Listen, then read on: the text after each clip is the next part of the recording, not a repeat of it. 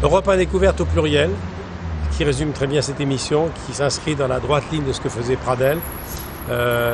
Une découverte, un thème, chaque jour, la science, la médecine, l'art, les grandes énigmes, les grands événements. C'est une émission éclectique et polyvalente. C'est 9h30, 11h, et c'est parti pour 2 ans, j'espère. Jean-Louis Trintignant, avant le succès international d'Un homme et une femme, le film de Claude Lelouch, vous étiez un acteur qui avait la réputation de porter malheur, vous vous en souvenez ? Oui, c'est vrai. Je me souviens d'un producteur qui n'avait pas voulu de Anouk Aimée et moi, en disant « Non, ça, ce sont 2 acteurs maudits, ils foutent la poisse. »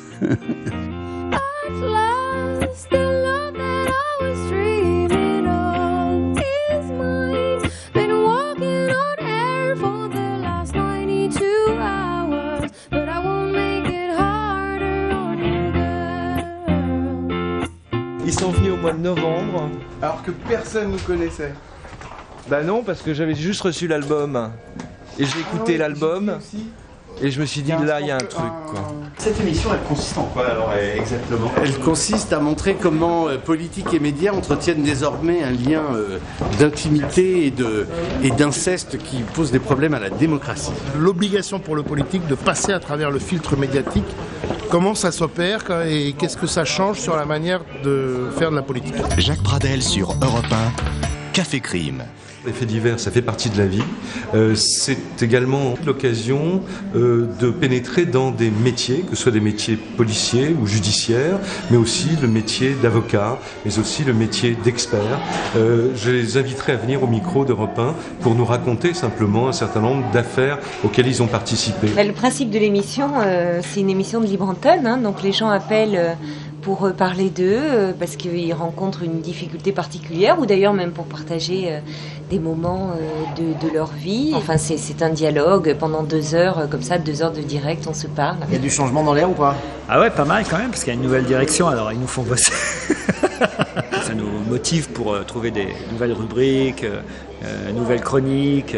On a aussi titularisé des gens qui vont être beaucoup plus récurrents dans l'émission, qu'on retrouvera tous les jours, comme Fabrice Eboué, Titoff, Jérémy, Christine qui sera là 3 fois par semaine. Puis la participation des auditeurs aussi, puisqu'on va maintenant les faire jouer contre les chroniqueurs sur certaines questions d'actu, à savoir est-ce que les auditeurs iront plus vite qu'eux pour trouver la réponse, quoi. L'émission cette année va être modernisée, on va avoir beaucoup de nouveautés dans l'émission tout en gardant l'essentiel. La première heure, 11h midi, il va y avoir des nouveautés du côté de la façon dont on va présenter les audiences. Ça va être plus vivant, ça va être plus dynamique, on va avoir plein d'extraits de sons et puis également il va y avoir désormais des enquêtes de 5 minutes dans la partie télé. Allez, on peut envoyer un peu de musique là, envoyer de la musique, putain.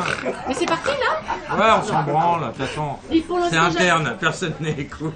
Laurent c'est quoi votre prénom, madame ? Vous pouvez fermer votre gueule, Brigitte, parce qu'on va commencer.